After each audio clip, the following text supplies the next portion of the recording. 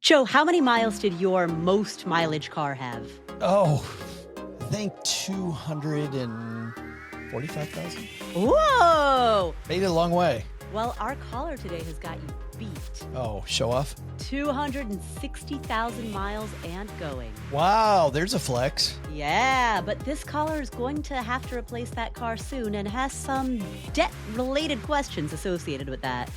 We're going to tackle that today. We're also going to tackle a question from a caller who is wondering about sequence of returns risk.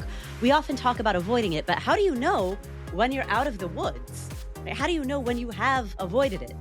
So we're going to answer that question. We're also going to answer a question from a caller who's deciding between the mathematically sound decision versus the psychologically comforting one. We're going to tackle all three of those in today's episode. Welcome to the Afford Anything podcast, the show that knows you can afford anything, but not everything. The show covers 5 pillars: financial psychology, increasing your income, investing, real estate, and entrepreneurship. It's double I FIRE. I'm your host, Paula Pant. I trained in economic reporting at Columbia. Every other episode-ish, I answer questions from you, and I do so with my buddy, the former financial planner, Joe Saul-Sehy and I. What's up, Joe? Hey, what's going on, Paula? Wow, that was a long hey. Wow. What I like about today's 3 questions is that even though they're about a wide range of topics, we got sequence of returns risk, we got math versus psychology, and we've got an old car that just keeps going, I think there's going to be a common thread. We're not even going to tell me what the common thread is. We're going to have to unearth it on our own, and we'll start with this first caller, Austin.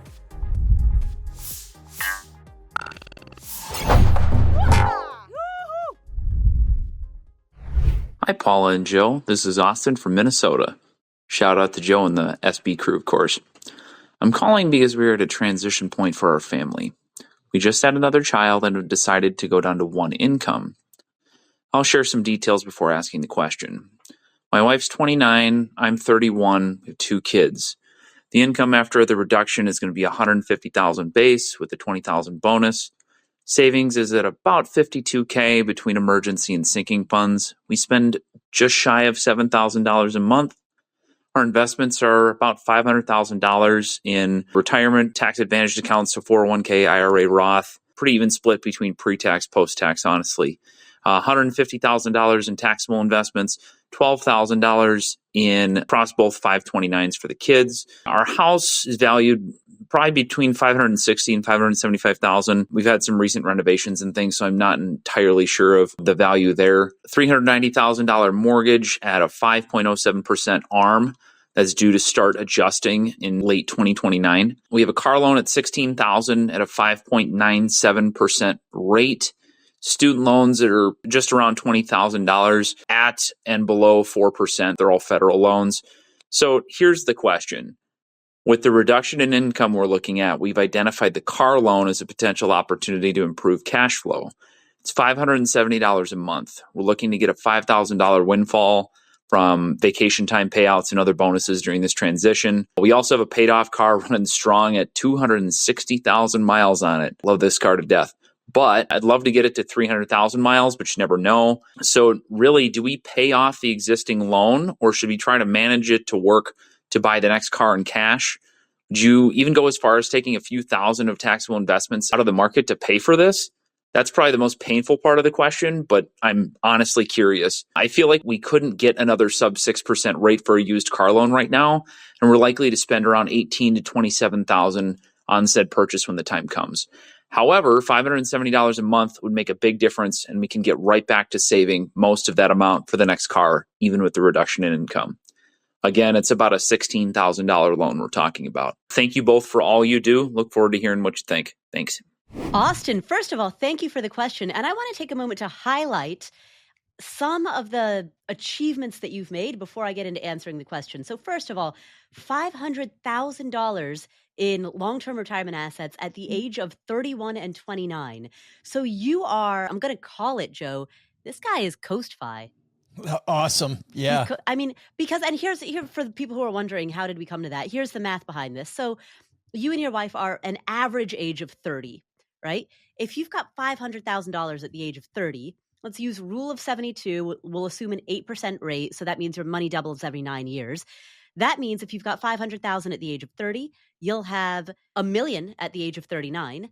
You'll have $2 million at the age of 48. You'll have $4 million at the age of 57. And if you want to call it at that point, you certainly can. But if you want to stay in the workforce for another 9 years, you'll be doubling to $8 million by the time you reach traditional retirement age. I don't love Ooh. generally rules of thumb, but I will say the rule of 72 for me has always been a lot of fun.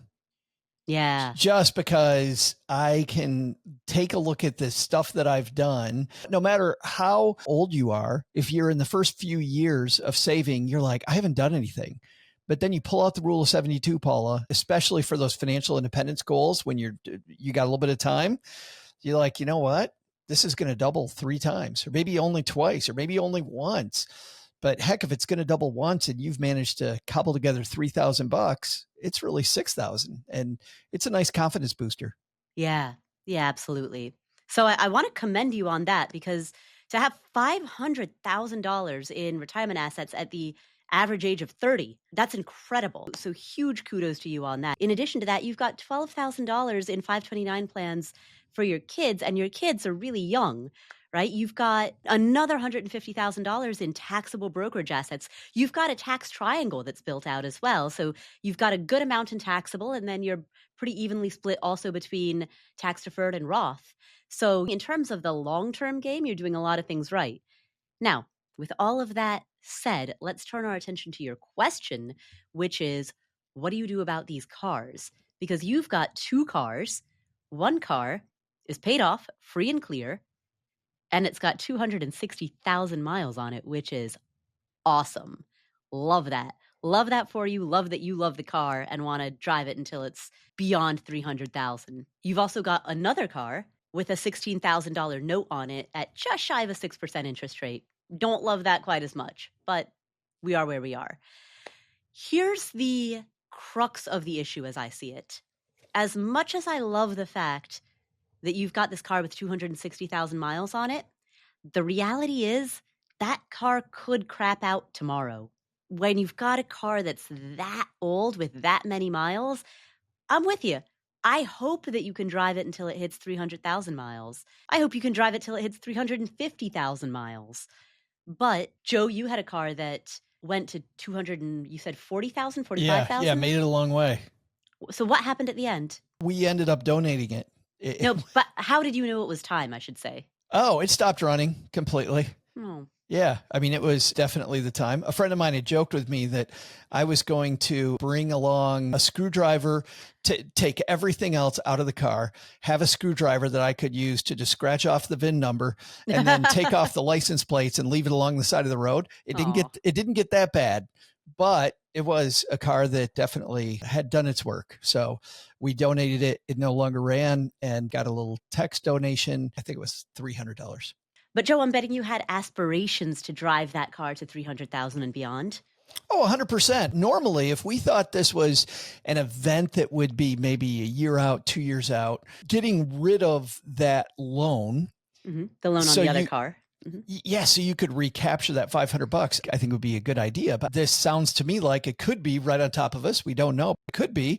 And for that reason, I don't think I go that way. Oh, Joe, you and I agree on something. Well, shut the front door. Yeah, unfortunately, it's true, because I think the exact same thing. The reality is that this car with 260,000 miles on it might not make it to next week. I hope it does, but I think we've got a plan for the idea that that car purchase is imminent. And given that, it doesn't make sense to pay off a $16,000 car loan at a 6% rate when there's the possibility of having to take out new debt that might be hovering as soon as tomorrow. I mean, heck, by the time this episode airs, is that car still going to be running? Right? Death is imminent. I mean, I hate to say it that way, but that's how you've got to plan financially. And so, Austin, my number one priority is that I don't want to see you take out any new debt. And given that you have a car purchase that might have to happen any minute now, I want to see you build a fund for that next car. And I know from your question, you've indicated that, hey, if we pay off the existing car, it's got a $16,000 loan on it. We have a $5,000 windfall coming in. So minus that, we've got 11 grand to pay off. If we pay off that additional $11,000, then that's going to free up $570 a month. True. But at $570 a month, it's going to take you 28 months to recoup that $16,000. There's a pretty good chance you're going to need this money sooner than 28 months. Like, there's a pretty good chance that that car is not going to last for 28 months. Not to mention that 28-month calculation, that only covers the $16,000 that you'd pay off. It doesn't cover the amount that you would pay for the next car, which, as you said yourself in the question, is $18,000 minimum and could be even higher than that. So we're talking about an additional 3 years of saving at a rate of $570 a month in order to be able to buy that next car in cash.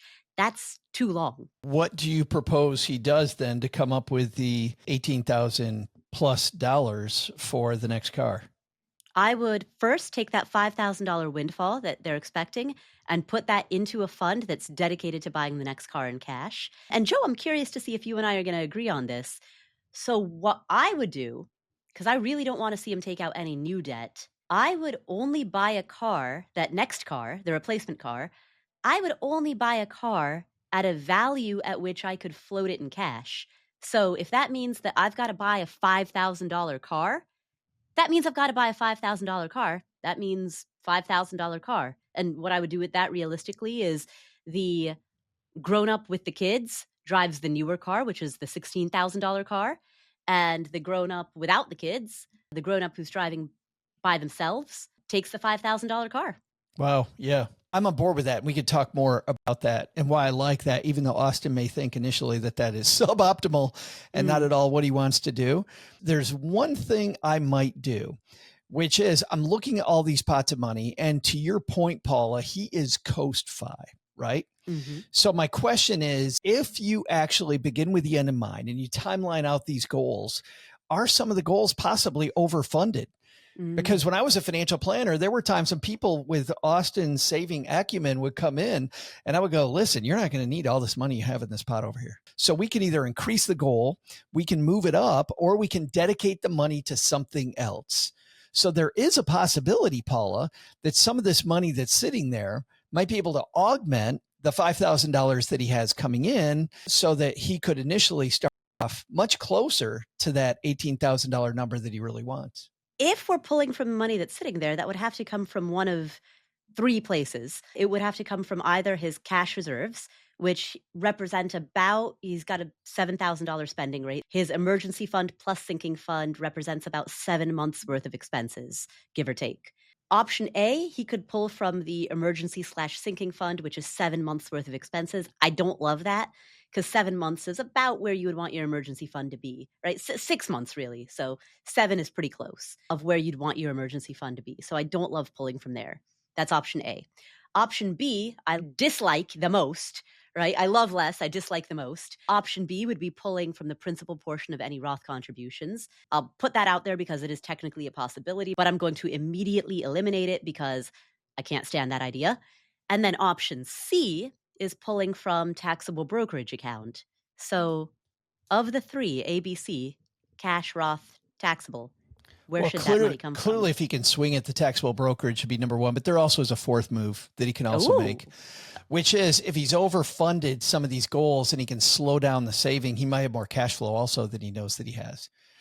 So from even contributions not made yet. Yeah. So maybe there's an opportunity there too. And it might end up being a combo of those things. So taxable brokerage is number one. Emergency fund for me is number two. If the cash flow thing doesn't end up being a possibility, I never have loved the name emergency fund. And here's a rant, Paula, I've only done a couple times in the last 15 years.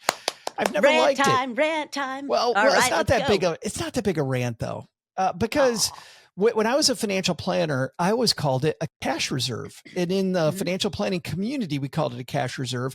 When I moved over to this side of the microphone, everybody called it an emergency fund. All the financial influencers called it an emergency fund. I don't like emergency fund because I don't think that's what it is. I think it's an emergency / opportunity fund. And I see people sit on money that's either losing money slowly to inflation or it's keeping pace barely with inflation. And they're missing out on opportunities because they don't want to spend that money because that's for a quote emergency. I don't think that's what it is.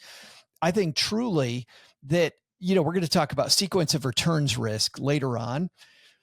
Sequence of returns risk is really bad if you don't have any assets to pull from, right? But very few assets to pull from. And like we'll talk about with the future caller, it gets better. And that's going to be the crux of the question. It gets better when you have more assets. You don't have to worry about it as much. For Austin does have these suboptimal places he can pull from while he's rebuilding it because of the car purchase. So for me, digging into the quote emergency fund, AKA cash reserve, for part of this car purchase, and this is the big if he's ahead on the goals, and we know that pulling from there means I could, if worst case scenario happens, pull even more money that was slated for a different goal, and I don't have to worry about it more than pulling from a suboptimal spot. So I pull money from my quote emergency fund for this, and then something really bad happens and I need that money. And I have to go to this place I don't want to go. Well, that's way better than taking a loan.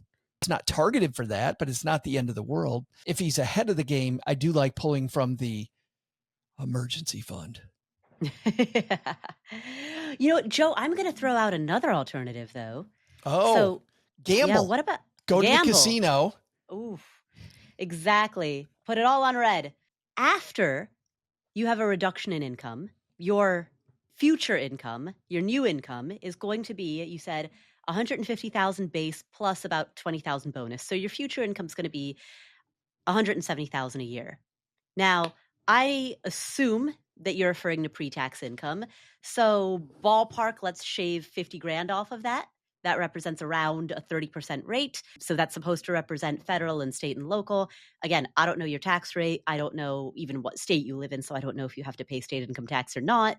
But we'll just take a 30% ballpark as a round number, right? So shave 50 grand off of that. Your $170,000 income goes to 120, technically 119,000 as your take-home pay. So 119,000 rounded up to 120, that's 10,000 a month. You've stated that your expenses are 7,000 a month. So after tax, you're taking home 10K, you're spending 7K. I see a gap of 3K there.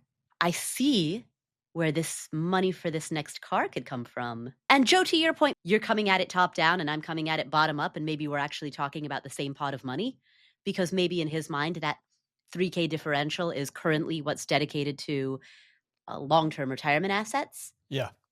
Possibly, I don't know, but maybe that's where that additional 3K is going. But I certainly see a gap of $3,000 between what you make and what you spend. And in addition to that, yeah. Well, but remember, Paula, they're going to one income. No, but the new income is going to be 170 total. Oh, but the new income, right. Gotcha. Right. The new income is 170 total. Yeah. So yeah, that $3,000 gap, I think that could be put towards saving cash for the next car. And I'd like to see you fully fund a pay cash for the next car bucket before you pay off the other car. Because what would make the least amount of sense, in my view, is paying off the other car at its just sub 6% rate, and then being in a position where you have to take out a loan again 3 months from now, 4 months from now. That doesn't make any sense. So create a bucket of money, seed it with the $5,000 initial windfall that you're planning on receiving, continue to contribute to it monthly with the gap between what you earn and what you spend, because it sounds as though there will still be a gap, and continue doing that until you have at least 18,000 saved, if that really truly is the lowest amount that you want for that next car purchase. Or said differently, continue doing that until you have a sufficient amount of money that's the money you're going to use for your next car, and you're going to pay cash for the next car. And once you've done that, and once you have a buy the next car in cash bucket fully filled, then pay off the old one. But Joe, I think this is the first time you and I have ever told a caller to save less for retirement. Back it down, show off. Well, and to be clear, we don't mean forever, but you are so well funded for the long term that I think both of us fear that you have funded the long term at the expense of the short term.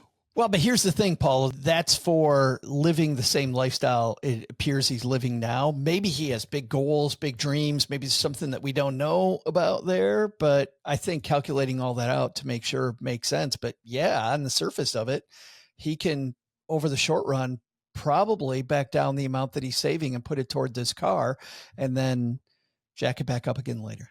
Yeah.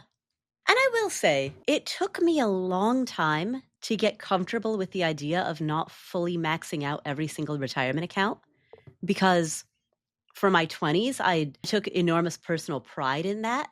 Like, I kind of made it my personality. And as I've gotten older, I've come to realize that there are some years where I have to choose between fully maxing out the retirement coffers and putting money towards other objectives. And particularly when you've done a good job in your 20s of building up those retirement savings, Austin, as you have, what you've given yourself in your 30s and beyond is breathing room to be able to back off of that a little bit because you front loaded it in your 20s. So celebrate that win. It's a great place to be. Absolutely. So thank you, Austin, for the question, and congratulations on the second child. Our next question comes from Paul. Hi, Paula and Joe. My name is Paul. I've been listening for a long time. I love these episodes where the two of you get together and go back and forth on some of these questions that listeners bring to you. I've got one here that I haven't heard discussed, and so I'd love to hear your thoughts. We always talk about sequence of returns risk, but how do you know when you have escaped that risk? Here's our scenario. I'm 59 and my wife is 52. This July, I'll turn 59 and a half, so I'll get full access to my retirement accounts without penalty. We have approximately $3.3 million spread between my traditional IRA at 1.6, my Roth IRA at $700,000, my wife's Roth at $384,000, her SEP IRA is $480,000. We have $54,000 in brokerage account, $61,000 in cash. We own our house outright. I left work in 2018 at the age of 52, and at the time we had about $1.7 million spread between the portfolio and cash. My wife also no longer works. So how do you know? How do we feel comfortable enough knowing that we have escaped that sequence of returns risk? Our lifestyle costs us about $70,000 a year. How do we know when we can just really feel safe and no longer worry about this? Would love to hear your thoughts. Thanks. Paul, thanks for the question. And this is a big question, Paula, that if people aren't thinking this, they should be wondering about this because it's an important part of good financial planning. So let's talk about what sequence of returns risk actually is. Sequence of returns risk is this idea that you retire on the wrong freaking day. January 1st, 2008. And everything goes bad the second that you retire. And now the market goes down and you have a bunch of money that's in the financial markets and you're pulling it out at the wrong time, which under normal circumstances, Paula, our portfolio would be able to heal just through time and not touching it. But you're in the spot where if you don't touch it, you don't eat. Yeah, exactly. And I think 2008 is the perfect illustration of sequence of returns risk. I mean, if you had retired January 1st, 2008, your portfolio would have plummeted 50%. And if you didn't have cash reserves to pull from, you would have had to sell when your portfolio was totally beat up, which means you're selling low, you're locking in the losses, and your portfolio forever from that point will be damaged by the fact that you've had to harvest in October 2008. It could be really ugly if you happen to just choose this wonderful event at the wrong time, if your timing's really bad. So that's exactly what Paul is worried about. And how do you know when you're above that? Well, and the answer is, you're above it when you've so much money to reach the goal that you can have the worst sequence of returns and you're still going to be okay. Like that is the exciting moment. Well, how do we know when we have enough money to do that? And the cool thing for Paul and for everybody listening, there is some software that will lead you down that path. And it is called a Monte Carlo simulation. And it is this software that some pieces will look at 1,000 different iterations of if the market does this on day one and this on day two and this on day three, and then it randomizes it again 1,000 times, 10,000 times, 100,000 times. And different Monte Carlo simulations will look at more and more. So if you really want a thorough one, ask that question. How many different randomized scenarios are you looking at to see whether my portfolio will weather that storm or not? All you do with a Monte Carlo simulation, you put in where all your money is. And then do you have to give them your social security number and your mom's maiden name? If you do that, it might be a scam. All right. Put in all your money. Yes. Put in all your money, the type of account that it's in, and then hit go. And it will then run through all these randomized scenarios. So it will try to predict the future for you. The output from this is a percentage chance that without changing anything, you're going to be okay, just based on the past, right? The past doesn't equal the future, but based on all the things that could possibly change about the market, this is the percent chance you're going to be okay. Most people, when they look at a Monte Carlo simulation, if they're not used to doing this very often, are looking for 100% certainty, or at least 90, 95% certainty. And I've seen people freak out at 95% certainty. It could be in that 5%. What professional financial planners will tell you is you're looking for a number closer to between 80 and 85% certainty. And the reason for that, Paula, is the fact that if you find out when you run the Monte Carlo simulation that there's a 20% certainty that you're not going to be okay, and an 80% certainty that you will be, most of that remaining 20% where you're not okay, you're off by a little. You're not off by a ton. So you may be able to make some small changes to your lifestyle that have big impact over the fact that you're going to live this change for the next 20 years. So maybe instead of spending $3,000 on a vacation, you spend $2,500 and you leave the other $500 in the market, something like that, which doesn't seem like a lot of money, but magnified over 20 years ends up being a nice chunk of money. So most financial planners will tell you that if they see 80%, they feel really good. Under normal circumstances, even if they see 70, 75% chance, they feel pretty good that you're going to be okay. If you're younger and you have a lot of business experience and your expertise are in areas where you could jump back in and go back to work and you're happy with that, certainly a 70% probability is fine. Because if you're okay with going back to work, well, then great. Fantastic. If you're not, I think looking at 80, 85% is good. But Paul, to directly answer your question, if you see 90 to 100%, I think you're going to be A-okay when it comes to sequence of returns risk without changing a thing. So where can Paul find the software that is available to run a Monte Carlo simulation? The best software is available through financial planners. So you're going to find great stuff there. But if you want to just take a cursory look, we went to portfoliovisualizer.com when we were talking about the efficient frontier over the past year. Guess what? If you go to Portfolio Visualizer, look off to the right and click down on tools under portfolio simulation, Monte Carlo simulation, and they have some rudimentary tools. So if you want to get just a first look at that, I think you can just go to portfoliovisualizer.com and it will be free.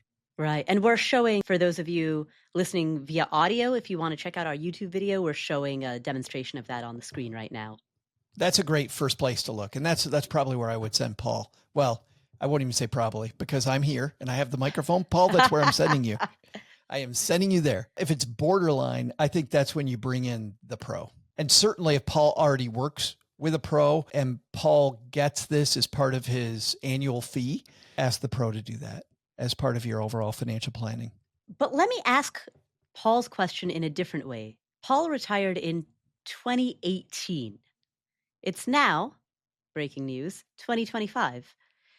Given that Paul is 7 years out of the workforce, and given that his wife, I don't know how recently she retired, but she's also retired from the workforce, given that length of time, are there any rules of thumb that say, hey, if you retired January 1st, 2000, well, okay, granted there was a market crash that happened in 2000, 2001 as well. So that also would have subjected you to sequence of returns risk. But let's say you retired January 1st, 2002.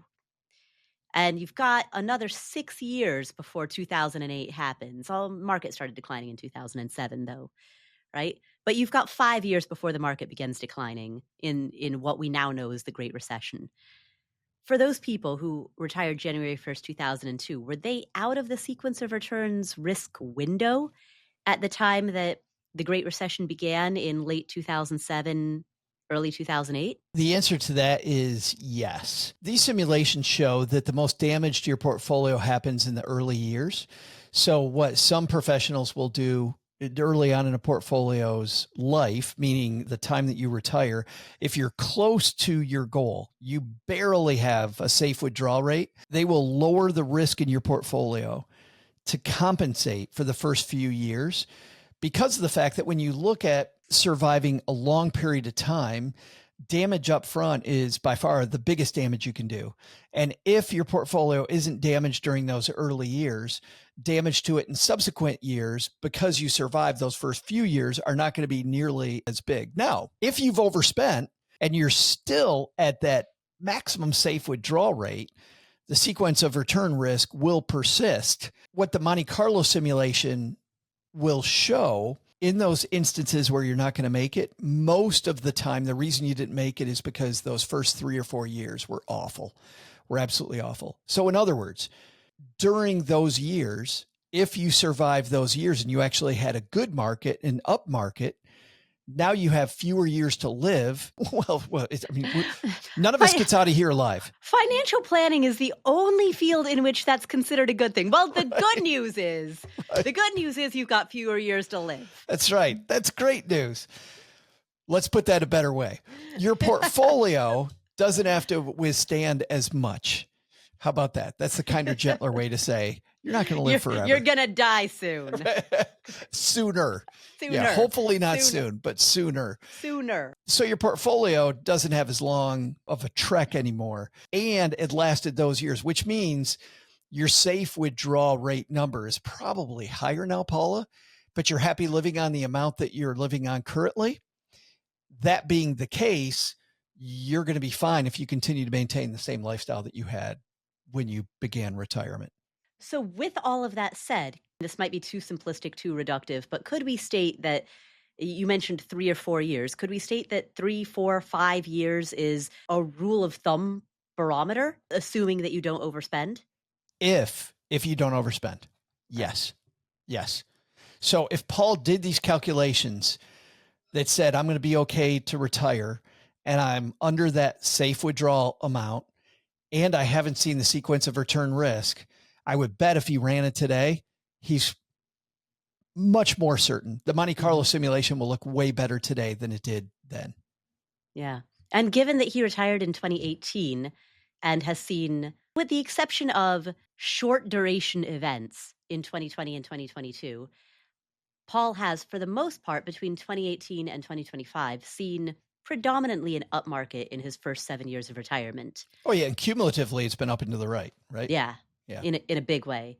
So based on the timing, he's probably looking good.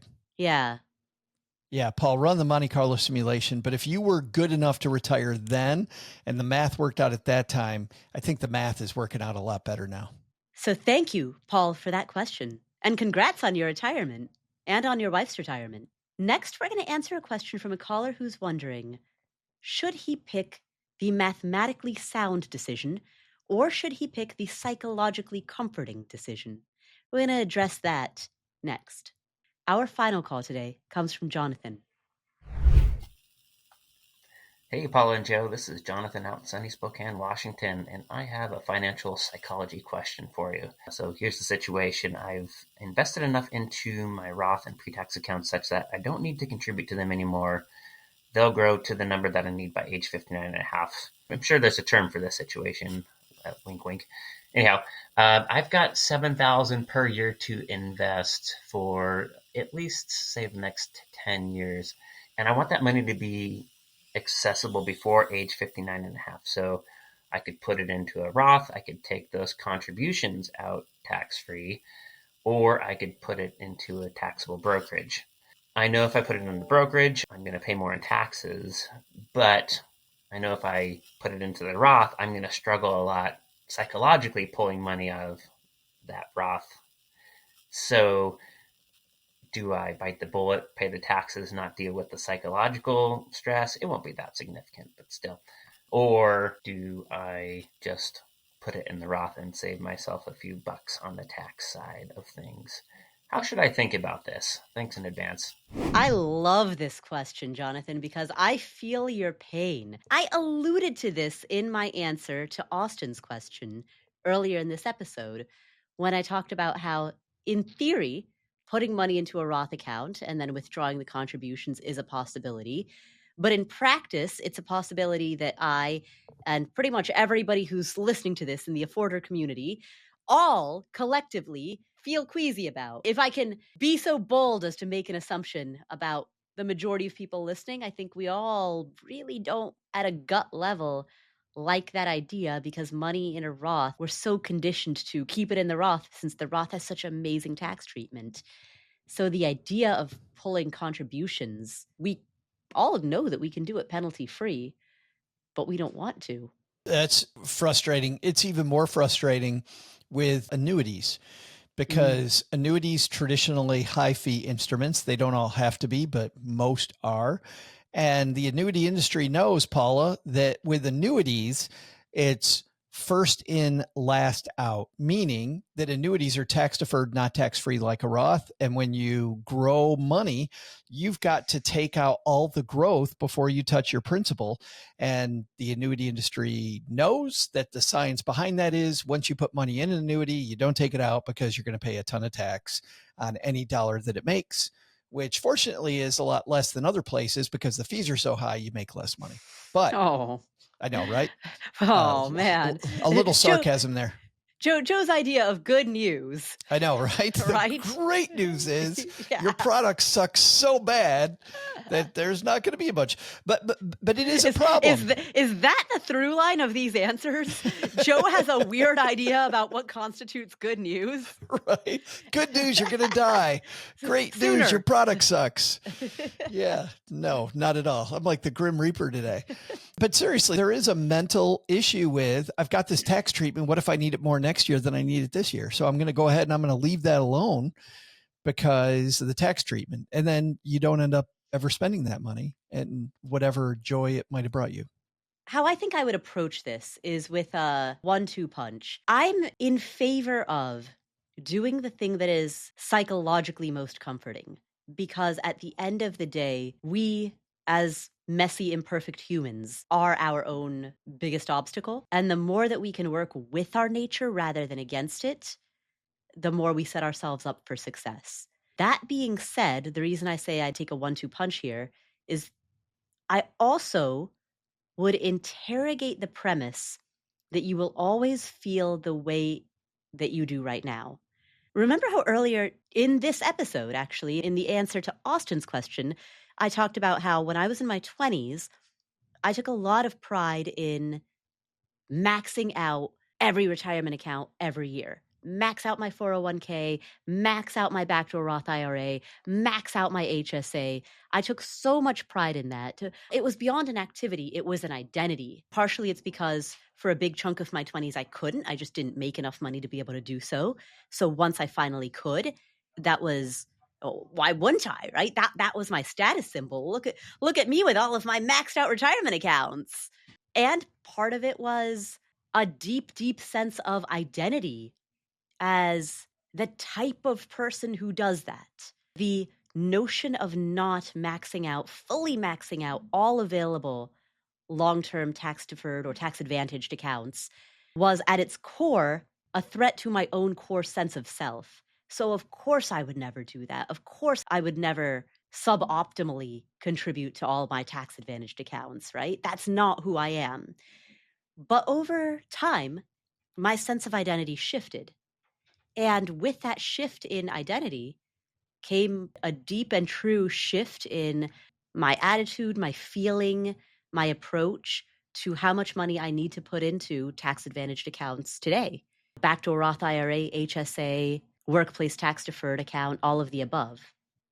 It's funny because when you look at the CFP's list of different types of risk, that risk, Paula, which I think is a huge risk that often frightens me when I'm in online forums and I hear people talking about things in a very permanent way, really isn't addressed in their list of risks. Like the closest might be horizon risk, where the horizon of you needing this money changes. And it's because for some reason or another, you needed it differently. But what I love that you got to there was what's behind it, which is I've changed. My life has changed so much through the years, and my feelings about security, my feelings about my risk tolerance, my feelings about what makes me happy have certainly changed. There's things that no longer bring me joy that used to bring me a lot of joy. And then there's other stuff that I absolutely love. Who knew that I would get to 57 years old and realize how much I like olives? I didn't like olives at all. And now I just freaking love olives. I'm so excited to go to Greece and just have so many olives. I can't wait. But I think that's a real thing when people talk permanently about, I'm 27 years old and I think I would love for the rest of my life living in a tent in the woods. And so I'm going to drop out because I'm financially independent on that lifestyle. I'll tell you, at 27, I felt that way. At 57, I couldn't do that in a million years.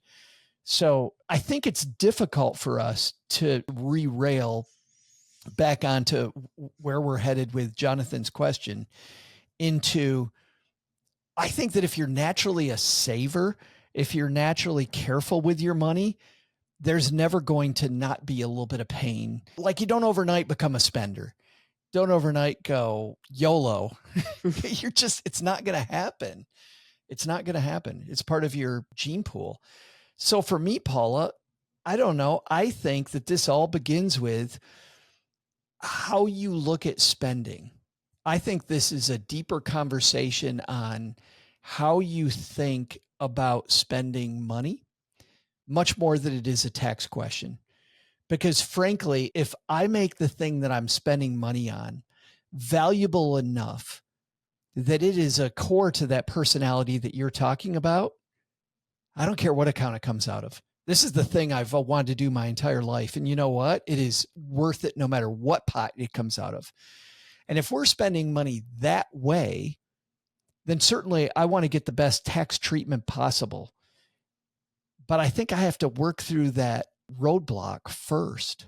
Right. Because if Jonathan does the most mathematically sound thing, he would put all of this money, as he stated in the question, into Roth accounts, enjoy the tax advantage that accrues, and he'd withdraw the contribution. And to the extent that he would have to withdraw the contribution for basic food, shelter, and clothing, anyone would do that just for the need to survive. I think where the challenge comes in is, can he overcome the psychological barrier that would perhaps prevent him from going anything above subsistence?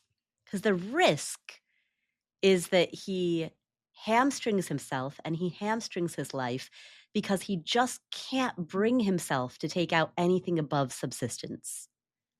And that's not a life that we want for him. And that's not a life, I assume, that he wants for himself, right? It's not an optimal life. And remember the distinction between being optimized and being optimal. I think in that scenario, by the way, that very much deserves professional help. And from a financial planner or from a therapist? I think a financial therapist. I don't think a financial planner. Financial planners, since I've left the business, are finally getting what we needed all along, which was help on the behavioral side.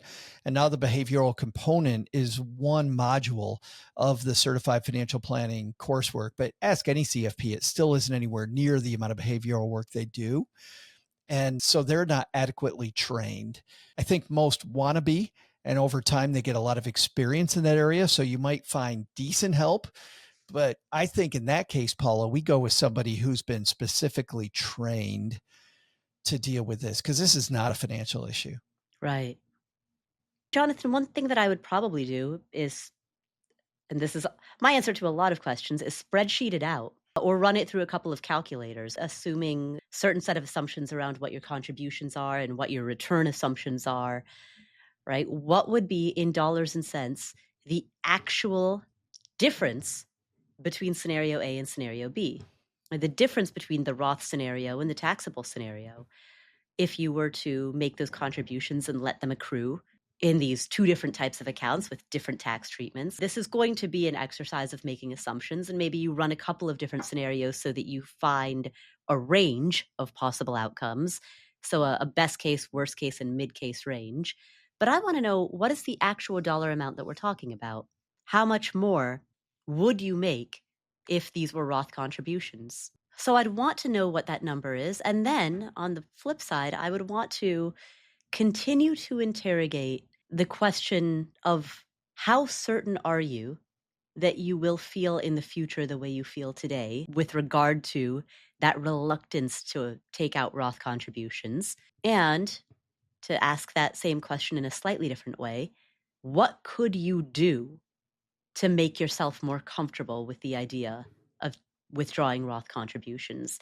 And if you think through that and you think, you know what, here are a list of things I could do, here are a list of tactics, but I'm not entirely sure that these tactics are going to be effective. You come up with that list of tactics and then assign a probability to it working out. Maybe you go through all the tactics and at the end of all of those tactics, you still feel the same. No amount of self-hypnosis or affirmations or, any list XYZ tactic here, right? Maybe no amount of those tactics are actually going to work out. And you think that there's a significant probability that even with effort, with concerted effort, you might still feel that reluctance to ever pull that money out of Roth accounts. If that's the case, then I think you have a probabilistic answer. I am no expert in this area, but I have had a lot of experience, like a lot of people that have guided people through the saving and spending process. I think when the goal is bigger than the money, then that's your fulcrum. That's the leverage you need to apply to the situation. If it's not, then I think we go back to Vicki Robin. Why am I spending the money in the first place? If it doesn't matter which account you pull it out of, then I think the goal was bigger. If it does matter, then my question is, was it worth even pulling out your wallet if this account was better than that account? Like, really? I continue to return to spending based on your value system. Vicki Robin is notoriously frugal, but our mutual friend Paulette convinced her to buy a hot tub. Yeah. Even Vicki Robin convinced her to buy a hot tub. That's what a great persuasive writer Paulette Perhatch is. That's why she gets the big gigs with the New York Times. Yeah. But it was exactly that question of your money or your life. Which is funny, just repeating Vicki's words back to her. Mm-hmm. That is funny. But it's not true. Right. If I think about the biggest things in my life that I truly want to do, I'm not going to obsess about Roth versus non-qualified. But if I'm buying something that I'm a little sketchy on, well, then I start parsing that more. But to your point, Joe, that is actually the thing that worries me, because what if Jonathan gets to that point and he decides nothing is worth it? Nothing's worth it. And so then he lives this very pauper, ascetic, subsistence lifestyle. If that is you and it suits you and you get incredible joy from that, then great. Make sure that you've got a donor advised fund or some good charitable organizations or a nice estate plan and live that life. But if you recognize that that's a problem, then I think, Paula, then it's time to bring in the financial therapist. They're wonderful. You and I have talked to financial therapists before on our shows and in our careers. These people can really help, and they have a lot of compassion. They've seen this situation 1,000 times. So where it feels very unique to you and me, to them, understand what you're dealing with, you can have the comfort of working with somebody who not only has the training to help you, but they've seen it before. And I'm glad, by the way, Jonathan asked this question, because there are tons of people, especially in a community that loves to nerd out about the stuff you and I talk about, Paula. Yeah. These are the people that worry enough about the types of questions Jonathan asked that we think a lot more about our money and not enough about the value train. Yeah, not enough about what's it all for. Yeah. Sometimes it gets so fun keeping track of optimizing our money and doing the right thing that we forget there's a reason why I'm actually doing this thing.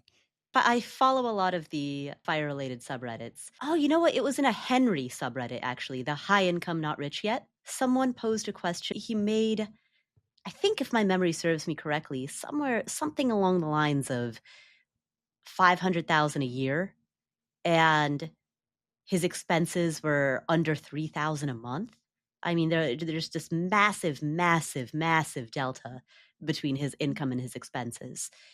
And he was asking if he should buy a fancy car, like a really fancy car. It was something that he was kind of dreaming of, which he could easily do in cash a bajillion times over. And people were recommending, like, maybe buy less of a car. Maybe buy, have you thought about getting a used one, right? Like, so many people in the comments were missing the notion that this was an indulgence that he could easily afford to buy 3 or 4 of them, and were instead in the comments trying to find ways for him to frugal back or cheap out on this one splurge that he really wanted and that he easily could get. So I think that's a perfect illustration, Joe, of what you were talking about. People will often deny their own dreams because, well, I know it's my dream, but it costs a lot. Were people saying, just buy the car, like 500 comments? A few people were, but a lot of people were saying, maybe buy a lesser car. See, that doesn't do it for me. Yeah. It's either buy the car or don't buy the car at that point. Don't buy the car because the car doesn't mean anything, but having a lesser car that you don't care about as much to spend the money on something that you're always going to view as suboptimal. Yeah, it's like the worst of both worlds. I think it's a horrible answer. Yeah. Either buy the thing that lights you up or don't buy anything. Right. If you're going to go all out. Yeah. Yeah. That just buy the lesser car is the worst answer. That's so bad. So, Jonathan, we don't have a clear answer for you, but we have a few different prisms through which you can look at this. Yeah, I think that gives them some direction on how to look at it and then think about it. I don't know that he would have said, put the money in the Roth. Like he would have accepted that as the answer. Yeah. Flip a coin. That's right. Flip a coin. Next question. Yes. Heads Roth, tails taxable. And we're out of here. But that could be part of the answer too. Flip a coin, see how it lands, see how you feel about how it lands, and use that as information. Well, you've heard me talk about how I use that in client meetings. Right, exactly. How do you want the coin to land? I flip a coin, they can't decide. And then when I flip the coin and ask them, which one do you hope it is? 99% of the time had an answer. And then they get pissed at me because I take the coin and put it in my pocket. And they go, whoa, what was it? And I go, it doesn't matter. We figured it out. Yeah, you wanted it to be heads. Yeah. But you don't know until the moment of the coin toss. I do a modified version of that. I see how it lands, and then I immediately assess, like, what is my feeling about it. Yeah, because there's an immediate, instantaneous feeling about the outcome of how that coin flip landed, right? So what is the immediate visceral reaction? Are you disappointed that it landed heads? Are you disappointed that it landed tails? Like, what's that instant gut feeling? I take stock of that because that feeling is information. That's a data point. So thank you, Jonathan, for the question. Thank you for inspiring this discussion. Joe, we've done it again. Such great questions. And I love the fact that we had a psychological question in there. We had with sequence of returns, how to use the tools, and a really good financial planning question around purchasing the car. And so much of what we talked about in the answer to Austin's question was foreshadowing around what we ended up discussing in the answer to Jonathan's question. One led to another, led to the next one. Exactly. Just like we planned it. Just exactly like we planned it. Joe, where can people find you if they'd like to hear more of your planning wisdom? The Stacking Benjamin Show is a great place to find us 3 days a week, every Monday, Wednesday, and Friday. And on Fridays, you will find the Paula Pant on most of those episodes, rocking in these great discussions, these chatty discussions about financial planning topics, often the same topic we talked about all week long, and just kind of bringing it to a nice, warm community close on Fridays, and also rocking the trivia in the worst way possible. Yeah. The thing I do want to draw attention to, though, is Austin gave a shout out to Stacking Benjamins, and I know why he did that, Paula. Ooh. He did that because he's in Minneapolis, St. Paul, or at least he said he was. And that's where we have or our at least only... he said he It's where wow. everybody wants to be from. He claims to be from Minneapolis, St. Paul. Right. He probably is in Des Moines. We all know he's from Lexington. He's throwing us all off. But in Minneapolis, St. Paul, we have the Stacking Benjamins meetup group. And so they meet once a month. They have a Facebook group. If you just put in Stacking Benjamin's Twin Cities, if you're in the Twin Cities, I talked last week about these great documentarians, Pete and Rebecca Davis, and their great movie, Join or Die. In August, they're going to do movie night. Oh, they're going to get all the stackers together, the afforders together in the Twin Cities, and have popcorn and have fun watching this great documentary that in the first half is about how we need to join things more for our community. But the whole second half is forget community. You are 50% less likely to die this year if you belong to one of these clubs, a group, something that's bigger than you. A phenomenal movie about what it truly means to have a happy retirement. But Joe, that takes away your good news. You're going to die sooner. Good. Right. So come watch this movie. See, I was just setting come it up. Watch this movie. Watch the movie because we want more longevity risk. Yes, I was setting this up going, you're going to die, you're going to die, you're going to... Good news, if you come to our event, you won't die. Oh, wow. Yes. Way to raise the stakes. You're welcome, America, especially Twin Cities. So if you're in the Twin Cities, join our meetup group, a great group of people that meet once a month. Awesome. Awesome. Well, thank you so much for being part of this community. Thank you for being an afforder. If you want to talk virtually online with other members of this community, go to affordanything.com/community. That's affordanything.com/community, completely free. You can organize into different spaces based on what you're interested in, maybe retirement planning, maybe debt payoff, maybe saving for college, maybe general pursuit of FI or FIRE. So you can organize based on interests. And it's a great place to meet like-minded people, share ideas, ask questions. Again, that's affordanything.com/community. Thank you so much for being an afforder. I'm Paula Pant. I'm Joe Saul-Sehy. And we'll meet you in the next episode.